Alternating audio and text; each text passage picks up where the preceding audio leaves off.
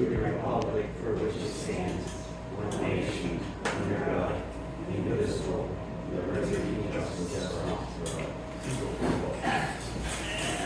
Okay, so I just want to kind of set the stage quick before we get started here.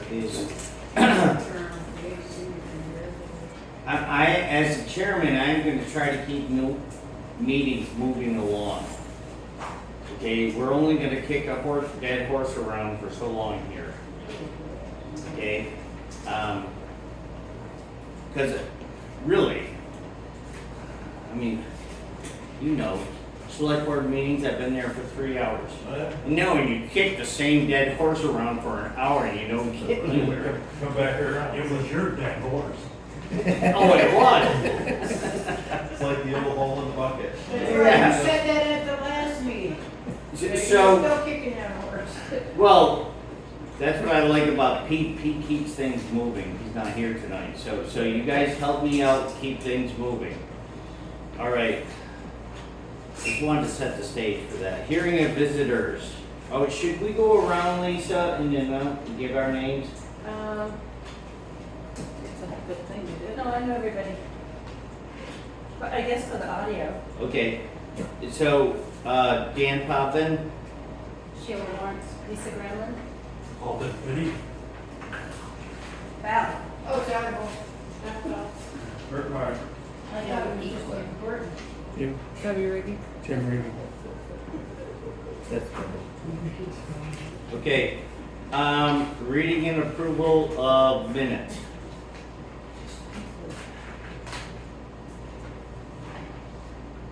Well, we don't have to read them. Does anybody have issues with the minutes? No. Motion to approve. Second. You already made a motion? Yes. You seconded. All in favor? Aye. Okay. H289 Renewable Energy Standard. Lisa, I think you got information on that. Yeah. Okay, so basically, it was just, I emailed everybody today. I was waiting to see what the governor was going to do, and he vetoed the H289. But that does not mean it won't still go through with a supermajority. Right. So we're looking at, I don't think we have to do too much on it today. I just want to keep an eye on it, and everybody has it in their email from me, except Dan. My computer's down.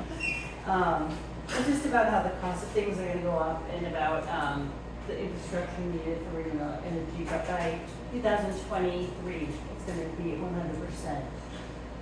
We're gonna have to be there. 2,000 what? 2023, we need to be at 100% renewable That was a energy. year ago. I mean, not, sorry. 2035, sorry. Okay. But Green Mountain has to reach it by 2030. Is wood included in that? This is not for individuals. Huh? This is the law for individuals, I think. So it wouldn't be biomass of any sort. It would be, I don't think they count biomass as renewable. If that's what you're asking. Well, that's a big question because I saw in the document, they're talking hydro, electric, wind, and solar.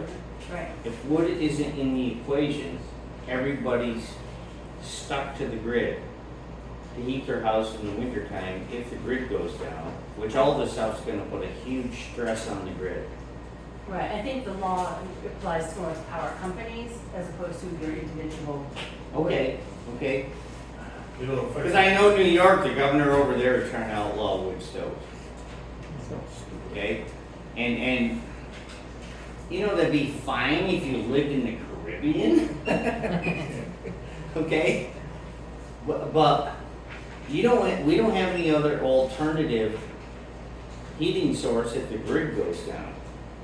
So we need to have a better plan that's not like a national plan because the United States is very regional.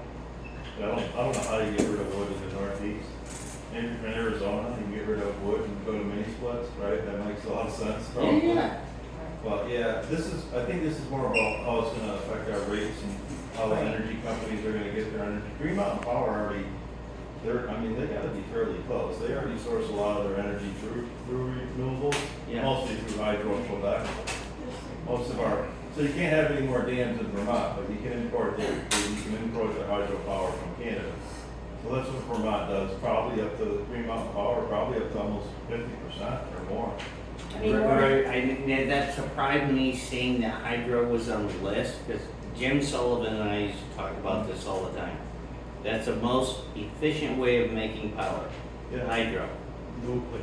but I think it's also gonna be a lot more coming from Vermont. They're gonna Vermont has actually require- talked nuclear, I mean, they haven't totally ruled that out, they've discussed it to some extent. But, more instead of big hydro dams, more like mini turbines and things of that we can have our little festival there. that we- Yeah, but none of that stuff is efficient. No, It's terrible. Talk to Jim. You say nuclear, but then you got all the waste to deal with. Right. And then if you get the nuclear power plant melts down, you got a serious problem. Water, you take this little town, and I used to talk with stuff like this with Jim. County Road, 4 dams coming down. That mountain's like this. There's definitely a lot of fall. Turn that water 4 times, you generate enough power for this town and Clarksburg. Oh yeah, there's definitely a lot of fall in the stream. Well, the fish can't swim between, who gives a shit? Just let them swim between the 2 dams. They're definitely not gonna probably build any more dams in Vermont, but, they'll import the power, They stopped building dams in the 1950s, they A lot were of it's shutting them window down. It's a lot of it's window dressing, right? Because we're still using the hydropower, we're just Yeah. not gonna have it here in the state. Well, anyway, it's 30, 35, and wood's not on the list, so, I don't know how Vermont could possibly take wood off. I'm sure there's gonna be people that try, yeah, but I don't know how we could possibly not in our town. remove wood from the list. I'm still learning. Well, it's my understanding, this But is is just, the grid won't handle all of it. No, see, the grid's not gonna handle it. Every new electric car goes on, that's drawing power. There's actually another bill out there, I believe, but maybe not a bill, but something on the floor that deals more with fossil fuels and home heating generation. The state's definitely gonna make a push to get rid of oil. That push is already on, they're gonna try to do it. They're probably many splits in the northeast, which are good to about 40 degrees, and then forget it. Yeah, After well, whatever. that, you're gonna freeze. What worries me is he vetoed the bill, but the way Mount Pilier's been going, if not this year, next year, they'll veto it. But it's still, you're sure it's 30, 35? yes, Yeah. sorry, I had to look at it. You ever I look at the think green energy there's tax some paper? protocols that have to go through for 2030, but It's 2035 the is. Green Mountain Power. Yeah. See, Big larger. they moved all that up, because when we did the energy It's plan 2050. 2050, they moved it up 15 years. Yeah, yes. And the cost of all the infrastructure is gonna get passed on to consumers, basically, because we don't have the infrastructure right now. Right. That was the big problem with the turbine, one of the problems was they couldn't connect to national grid inexpensively. I think that's one of the things that waited it. Yeah. But we might be looking at stuff like that soon again. Okay, the other subject is the Act 250. Lisa? Nerd? She's our expert here. Okay, well, no. So, again, the governor vetoed that bill. But again, I expect that, not that I'm the politics of it all, but I think it will eventually go through in some form. Yeah. And it's sort of a battle between the environmentalists and the need for affordable housing. And they've actually, the House and Senate have both passed it, and I don't care, if you're gonna sit over there, I don't know. So the House and the Senate both passed it, which is remarkable for them to agree that environmentalists and the housing people, but the governor is just not on board. So again, I think they can get a supermajority and override the veto. You know the nuts and bolts to it, they're trying to change, I'm guessing the acreage, it's like Yeah. the 10-10, 5-10-10. Right, you're saying You would probably a know. lot of that won't apply to us because they're breaking Vermont into tiers. So it's gonna be a tier 1A, a tier 1B, a tier 2, and a tier 3. Tier 1A and B mostly seem to me to deal with the larger issues like 50-unit buildings. And I don't see that in Stamford necessarily on 10 acres. So within a 5-year period, that's a 10-5-5.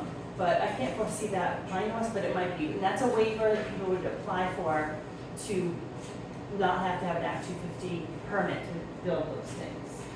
I think we're gonna fall more into tier 3, which when the state goes and breaks it down, and tier 3 deals with like protecting like our environment and whatnot. And I think we have a lot of natural resources and environment here to protect that we're gonna be worrying about more.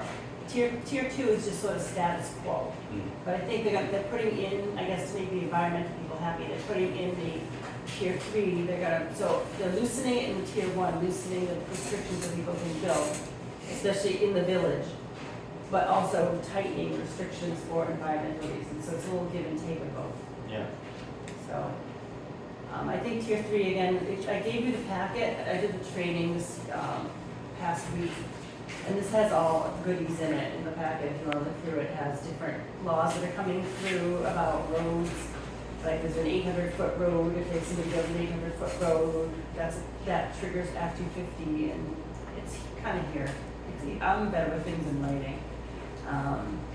Well, I appreciate it, that's good. There's stuff on the river corridor here also. They're going to be doing maps, as I think we all know. The mapping of wetlands the- laws passed, right? Pardon? Governor signed wetlands laws, Did he? I believe he did, I missed that. yep. No restrictions on building in river corridors, but. Right, I knew they're working on it. I don't know, 4 or 5 years.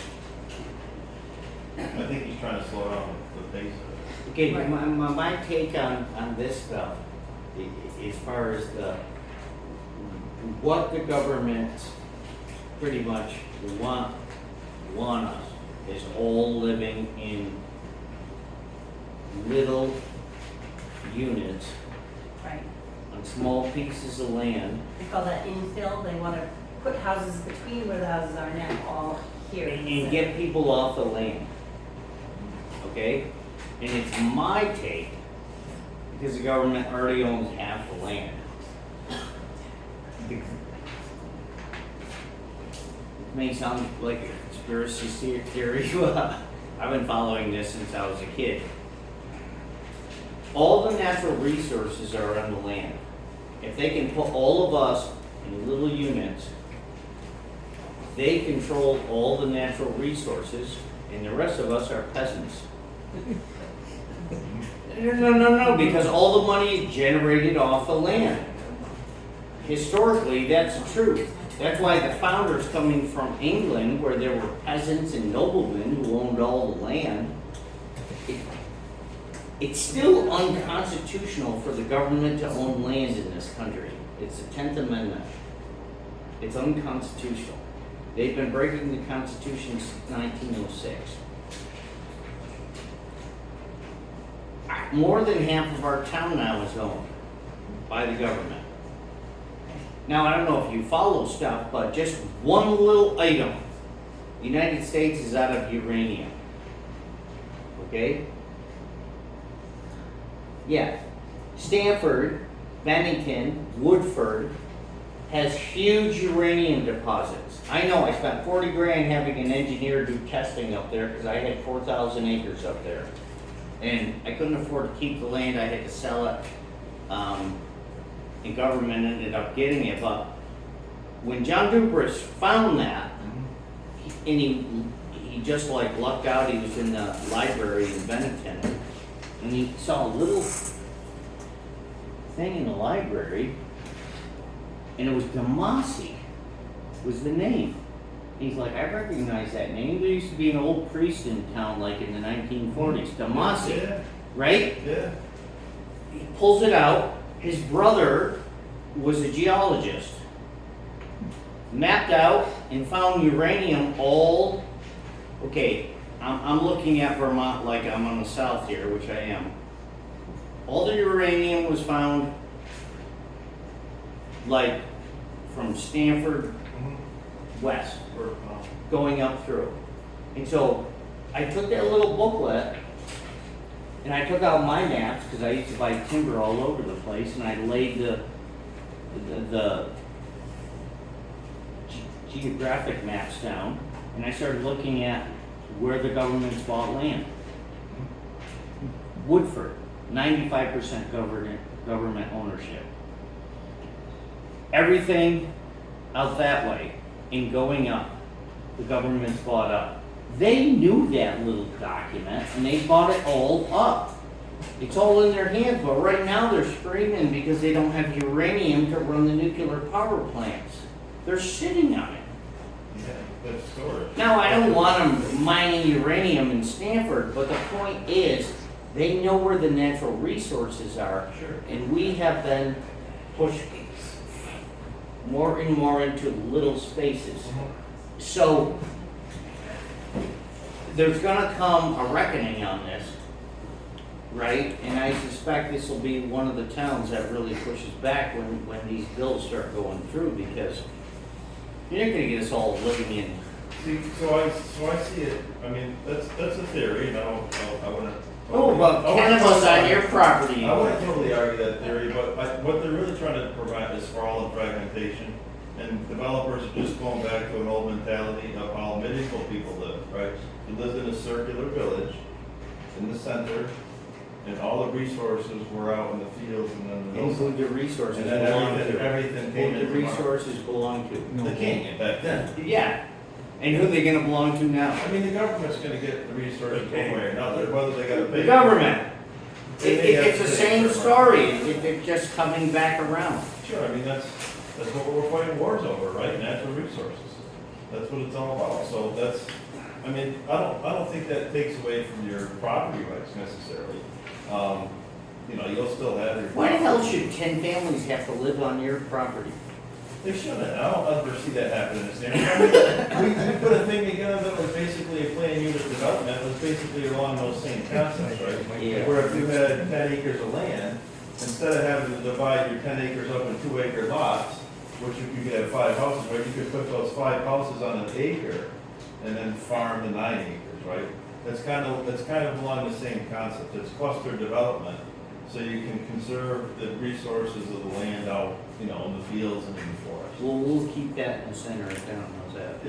Yeah, that's why there's a, that's essentially what they're after when they did the village center designations, right? That's basically what they're looking for. And it's, I mean, some people may want to compound, especially as, you know, family units have to come back together because resources are scarce, or it's just harder to survive out there because That's nice. Wow. you don't have enough money generated in your family, so you come back and you compound whatever you have 3 houses centered. I mean, they're mostly talking, most of the Act 250, I mean, I think I'm redoing it mostly is for big developers and big development, so they can get more units in closer contact areas like Mount Pelier and Burlington. And they're trying to get people to go up instead of out.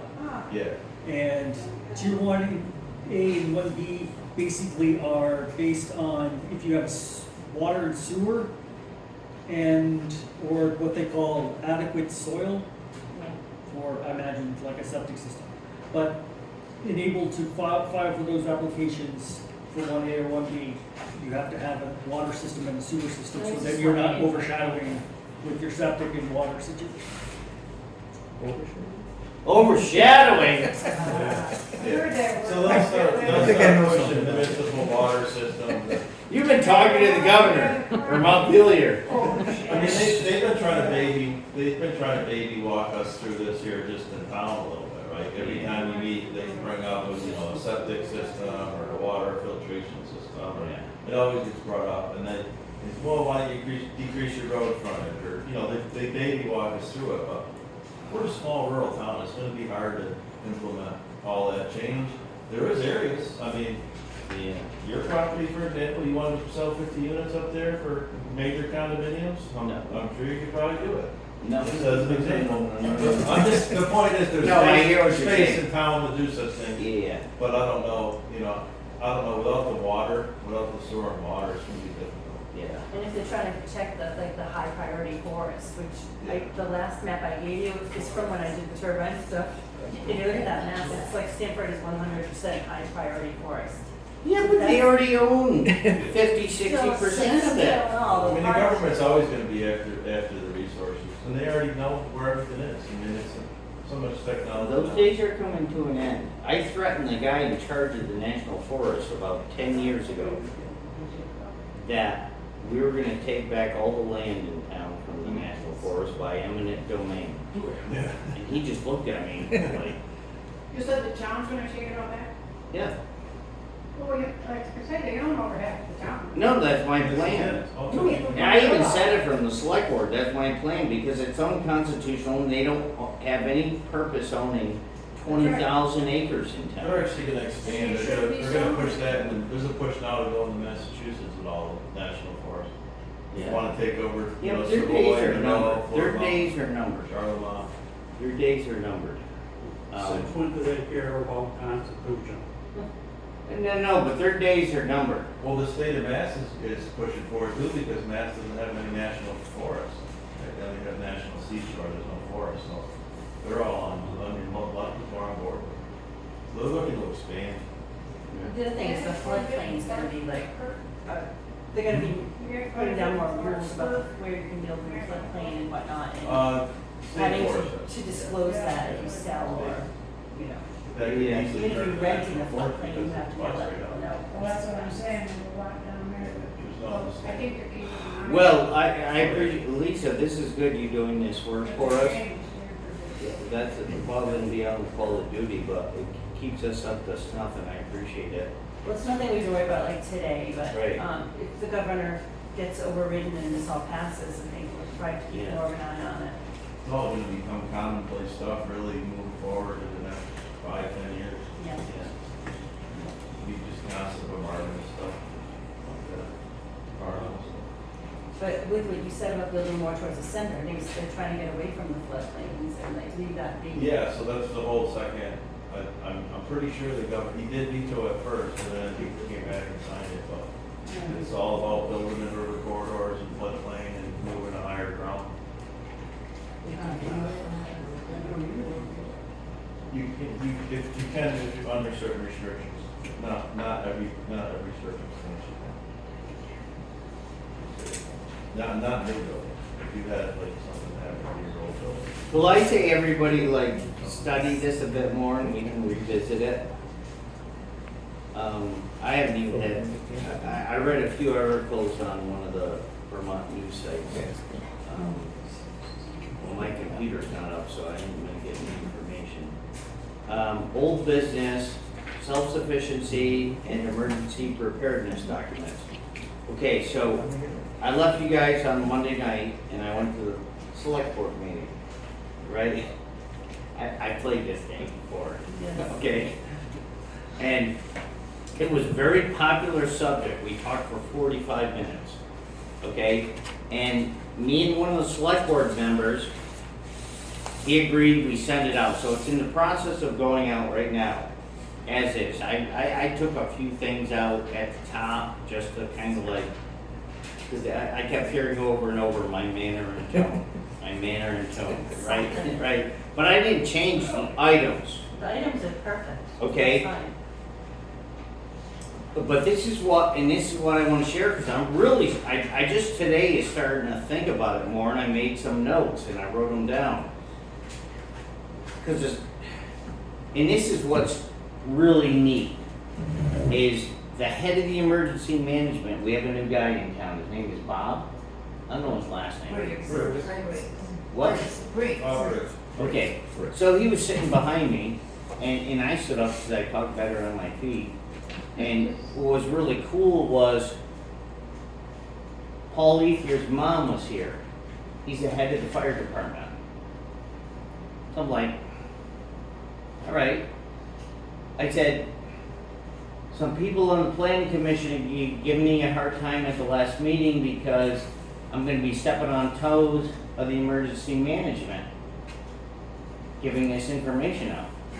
So I said, well, Paul Lethier's mom's here, he's head of the fire department. If I'm standing up giving a talk about, I think everybody in town should have 4 or 5 fire extinguishers in their house and have a plan how to get out of the house if it's on fire, is Paul gonna think I'm stepping on his toes? No. That builds resilience. Right. The more people, and you can look at that with every issue. These town, what do they call them? Watch groups? Do the police get ticked off because there's these watch groups in town? Oh, you guys are stepping on our toes, you can't be patrolling your streets. No, and Bob had no problem, he thought it was a great idea. I mean, the more people that are prepared, the less work for him if there is an emergency. So, but there was a lot of people here and ideas were coming out and what people suggested, okay, send a letter out, but let's have like it'd be like a small conference, right? And they said, bring in people, bring somebody in who's an expert in solar, bring somebody in who's an expert on seed saving. No, and that's on my list, right? Bring an expert in on this, that, and the other thing, and have like a little. The list is endless when you start thinking about it. It's a lot. Right, I'm gonna try to keep it, I made my list today, and I've already got the people lined up, 4 of them are townspeople. Okay, so we got heating, seed saving, self-defense, solar, that guy's from Whitingham, he's an expert, medical. Were you talking one time before COVID, we were kicking around an idea and you had this guest speaker and then would come in. It was basically, I think the idea we were talking about was basically being a self-resilient town, basically a self-sufficient, self-resilient town. And I think we were going as far as thinking about scheduling that and then. Yeah. Well, But I can't remember. I can't remember who the guy was, Kurt, offhand, but these people are all, 4 are local, one's a landowner I'm working for in Whitingham. He's completely 100% self-sufficient with solar, and he's like, I know all about this. And then the other guy's another landowner I'm working for in Reedboro, and he is a medic for the Marine Corps for 2 tours overseas. And him and my son, I was talking to him like 6 weeks ago when he was at the job site, and he was in Afghanistan and Iraq, medic. I'm like, you know what makes me nervous? If you can't get to a hospital, like I broke my leg 2 years ago, I probably would have died from that if I couldn't. I said, I don't know anybody in town knows how to set a bone. I said, if I set up a meeting with some guys in town, would you come and spend some time with us and show us like some emergency stuff? Yep. He's like, yeah, anytime. So I put him on the list, right? And, but each one I've got to like make more stuff like, cause I want him not just to cover broken bones, like he'll show us how to set broken arm, how to set broken leg. But what if you got a bad cut? You're breathing, okay, how do you stop bleeding? What about like antibiotics? So you could go off on that and just like have a herbalist that teaches you home remedies. But he's gonna have to bring that to the table, and he'll have a table, each person will have a table with information, so whoever wants to come, right? They'll each talk for a half an hour, and then they'll have their table set up, and then you can get information. You know, when you bring in tonight about seed saving, we got a guy in town who's an expert on that. Ken Peterson. Peterson. Lives just north of me. Oh, yeah, I know. Okay? Heidi's husband. Even some carrots and lettuce, he knows how to save the seeds. Right? But each person's gonna have to do some homework so that it's more than just their talk. They gotta have resources when they come. Something to read. I go to their table, I'm interested in your talk, I want resources, okay? I go to your table, I want resources. Yeah, absolutely. And I'm gonna try to schedule it for this summer, I gotta make sure I can pull all these people together, right? It'll have to be like a Saturday, it should be like in the school. You should see if you, I mean, there's abundance of ideas, but something like a CSA for people that can't necessarily farm but would like to have, homegrown goods, something like that. Community staying agriculture, you can sign up for that. Hunter safety courses, sign up for that. Well, I'm gonna have Mike there, then I'll do the, Yeah. self-defense, cause he's been teaching hunter safety for 30 years. Right. TSA, You those are, gotta keep it limited to some extent for sure. But there's yeah, a because zillion it could, ideas. you know, this could be a 2-day event. Yes, there's a zillion ideas. But no, your point is good because TSA, those are those like mini forks. Yeah, many forks, people, you sign up, you get. Well, Ken could easily give a list of like 4 or 5 places within 20 miles. There's a big one in Williamstown, I know the couple that, Anyone around, really. Not everyone's a farmer. Some people are better at building, for example. Some people are better at this, but maybe you want, fresh grown produce locally, and that's a Yeah. good way to do it. You can even, there's even CSAs that sell meat and everything. CSAs. Yeah. Community sustained agriculture. You buy shares in the farmer, basically. There's plenty of land in Stamford for somebody to start something. Oh, yeah, I wish people would. I mean, Stanford's a lot of good resources, whether it's farm, agricultural land, gravel. You look at what they're doing in Clarksburg, they're not even on 2 acres. Yeah, and they just got taken over by Berkshire Natural. What's Resources. rototilled, what's farmed on is not 2 acres. Yeah. Yeah, that's it. I know, because I did an acre last year and I got a little over a half an acre this year. Yep. But It's a full-time- amazing what It's a you- full-time job, because we used to belong to that CSA in Hub Valley. Yeah, but it's Running also a that good farm. way to promote local agriculture, get back to farming, Yeah. people can actually make a living off it. Well, I'll make a note of that to, Yeah. Just examples of Yeah. other stuff. this is gonna be the beginning, Yeah, right? And that's what people were talking about. They saw my letter as a beginning and then this type of setup would be like the could grow, next step. yeah, could grow yearly and have like an annual. And if we advertise Sure. it good, we can even get people in from other towns, Oh, yeah. you And know? even, I was just thinking, Kurt, in addition to a CSA, if we had someone that rented out land, because a lot of people don't have a lot of land, Right. you could just rent plots, like I know they do You in could the city. lease your land, you Yeah. could lease your land for pasture as well, instead of mowing it all, right? Yeah. People are mowing straight lines and they're 3 acres of lawn. I mean, that's a total waste of resources right there, not to mention you're killing all the farmland. So pasture animals out there, get a little rent for it or something like that. In England, of course, Europe, right, you understand Europe, they went through World War I, World War II. We didn't have any bombing going on in our country during those wars. So my wife's from England, and she took me out one time they're all over England. 2-3 acres, and it's all sectioned off. You got access to water, you got your little shed, right? And you've got your section of land to farm. And people that live in the tight-knit towns, they go out there and they grow their own food there. And they're all over the place. Yeah, just like shares in the community, basically. Yeah. Buying shares in the community. I mean, I've already told like 3-4 people, because I'm not gonna be able to plant all that this year. I'll be able to feed like my Right. family and 2 other families on what I'm gonna use, but I had it all rototilled. Right now, we got a second guy in town who's got a big wide rototiller, Alex Dargy. And he's been going around doing people's, mine shit the bed. Yeah. But I got a new one on the way. And, so now there's a second guy in town that can do that.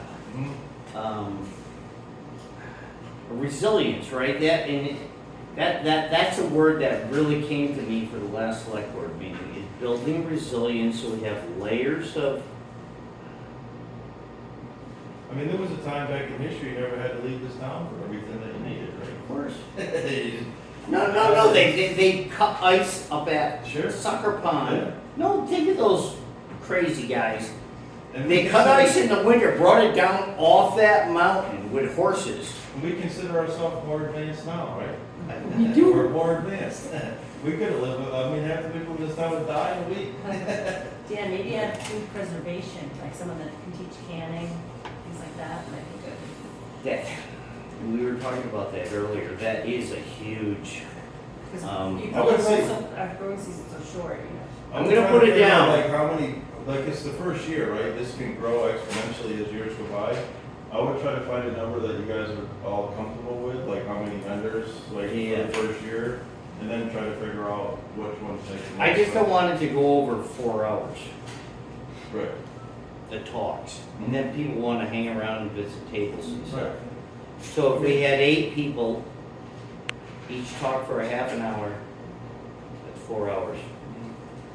I mean, I'm sure we can, Canning, which I do think is very important, because I bought like the biggest canner, and it's on the Lehman's catalog. They make the biggest canner out there, the Amish. You could also run almost like a home and trade show type of thing too, where people just have their booths. Yeah. Almost like the old craft fair that used to be here. I use that as an example. I mean, that thing is popular as heck. It was! People come from miles and miles, cars line up and down the road, right? Yeah. You just have like a booth, and you're essentially a vendor. You're trying to either sell your product or teach somebody how to do something. which is a Yeah. little different, like I think And you like, come to the booth, and people don't necessarily have to stay for the whole 4 hours. They come for an hour and walk around, Yeah. right? And then split. Maybe not even necessarily just residents, people from the whole area. I mean, spread it. Let it spread. and some things Just would be thought- longer workshops, like canning is not something you Yeah. could stop at a booth and like learn how to can, it's, you know. You could Well, have that's workshops. why I'm thinking of having the experts. Okay, I'll be honest with you. I'm one of the experts on heating, because I'll be talking about wood. Right, and I'll bring in my hand tools, right, because everything here is, right, I'm talking resilience We thought you without, were gonna be the mini split guy, without the grid. The what? the mini split guy. What's that? The electric heat pumps and the lawn. No. When my sawmill burned down in 2012, I had insurance money, and I took $5,000, and I found a company out in New York State, right, that still makes crosscut saws and cordwood saws, and all the tools and the manuals how to sharpen them. I bought all that. That was 2012, because I anticipated the times we're in now. And I said, you know what? There's only one thing I know how to do, and that's cut wood. And I'll be a son of a gun if I can't get fuel, I'm gonna cut wood, Yeah. right? But, so I'm gonna talk about wood. Somebody else is gonna talk about, I gotta find somebody for canning. If anybody knows anybody who's good at canning, let me know. And the other slots I got filled. I wonder about Carolyn Bob. Huh? I'm wondering about Carolyn Bob. I said the same thing. Carolyn Bob. Carolyn Bobowick? For canning, canning and stuff. She does a lot of food prep. Now, what I've done, I haven't canned anything yet, but I got the big canner and I got the book from Lehman's, the Amish company. They got books on how to can meat, how to can vegetables. They are a huge resource. That's why they're on the list that everybody's gonna get. Is that, Down there in a couple months. huh? She's kind of open. You're gonna go visit them? Yeah. You're gonna join the community. What's that? You're gonna join the Amish I might community. not come back. Get a horse and a buggy. I know. I love that. I've headed that. There's quite a few. Are they not in Bennington or they're just over the New York line? They're just over the New York line, but when I went to last time I went to the logging show up in Boonesville, it's above, forget the name of the town in New York, it's out near Syracuse, No, I see a lot in New York. but north. A lot of Amish up there. They always make a point when I go into Bennington so I can stop at the Amish store and get a sandwich. They are 100% self-sufficient, and they, to me, are a model. I've been watching and reading about them and talking to them for 25 years. They are so nice. Yeah.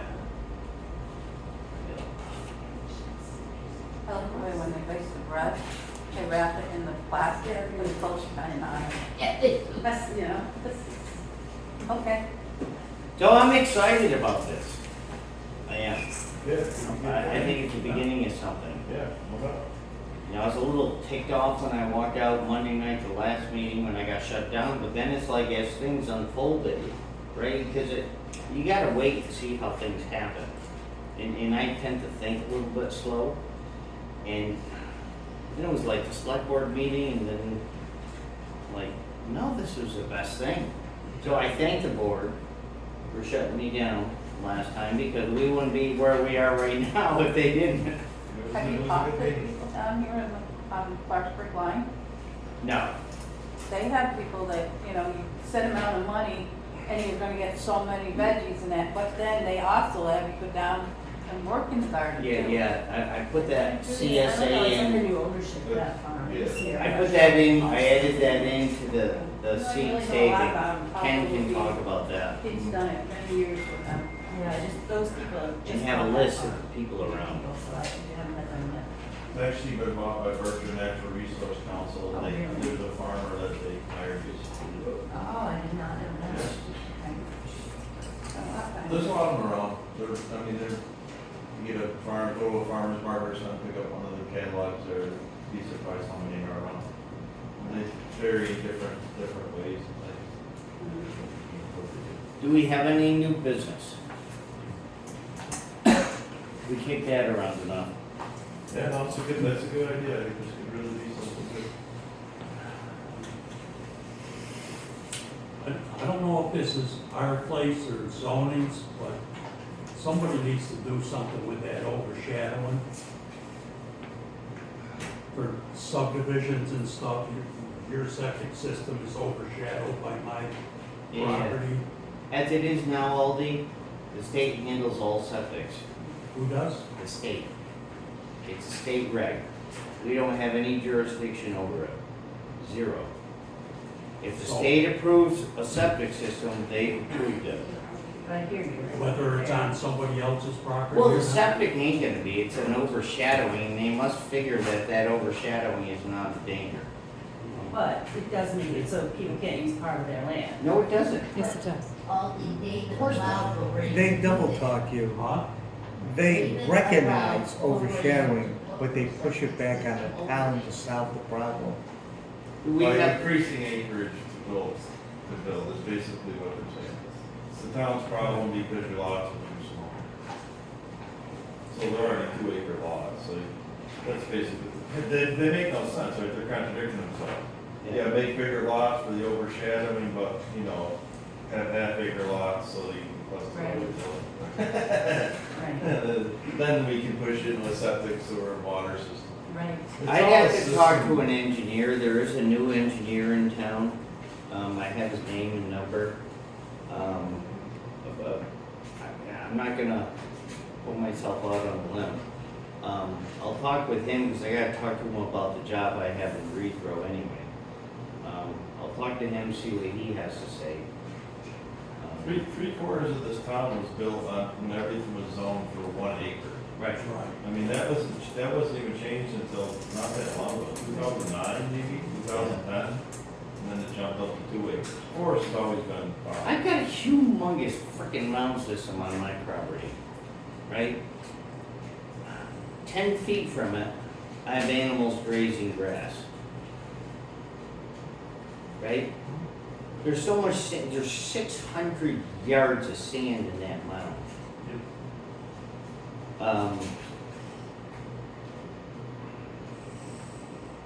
I don't know, I just don't see, I mean, like I said, I'll talk to this guy, see what he has to say, but I can't imagine, you know, they put those systems next to brooks fairly close.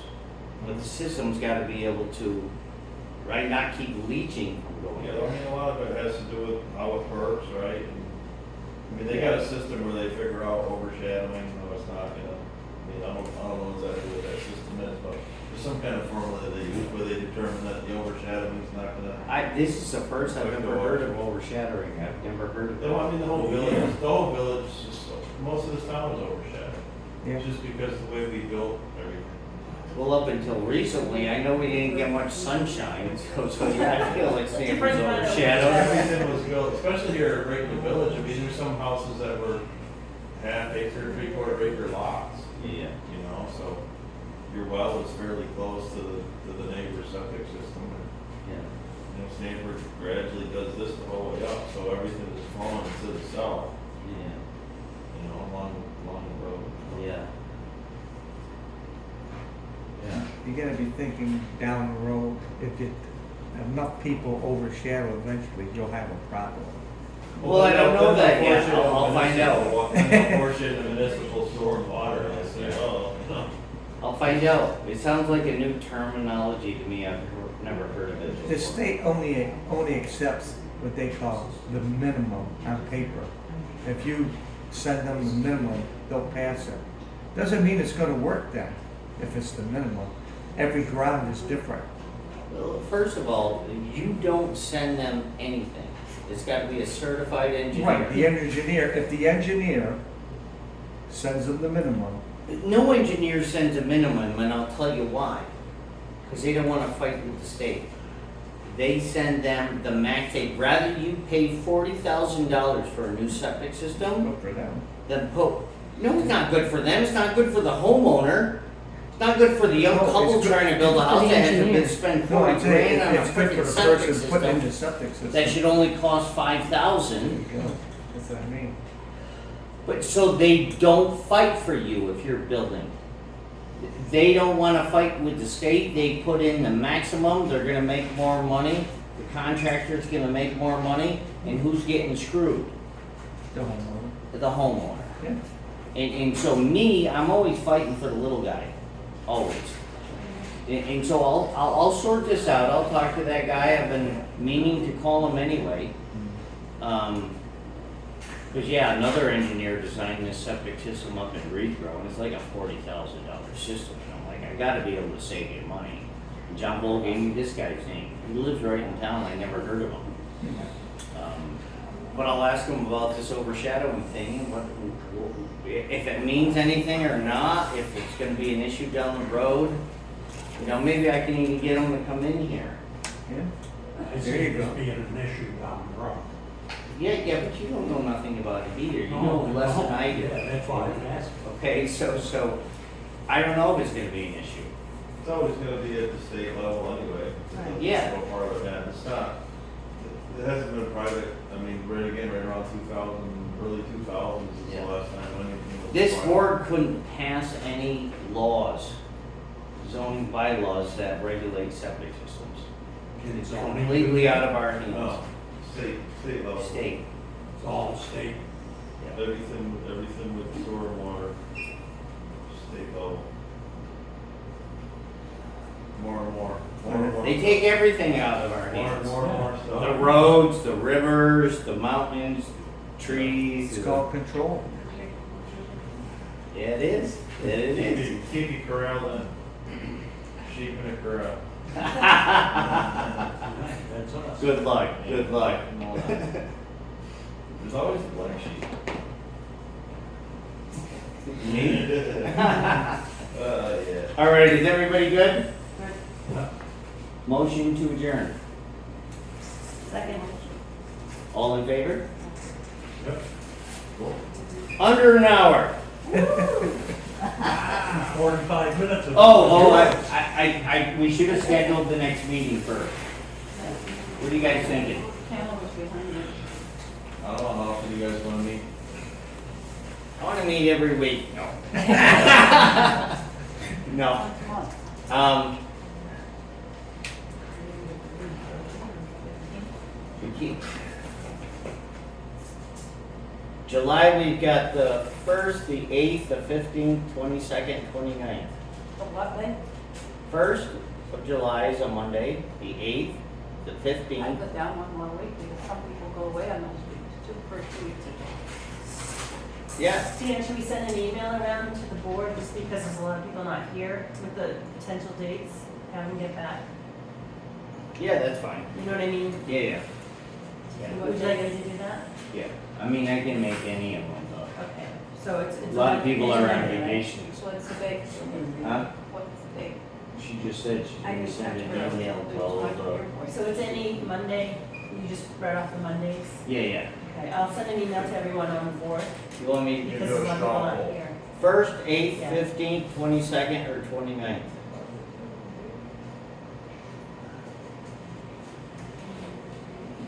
Already into July. Going by way too fast. So you shoot before the what, on July Do we have any issues for next We're meeting that we want, that we know of? 8th or the 9th, she's saying? No, we're gonna, she's gonna send an email and ask everyone. There, I'm done. It'll be like a poll. Yeah. Poll.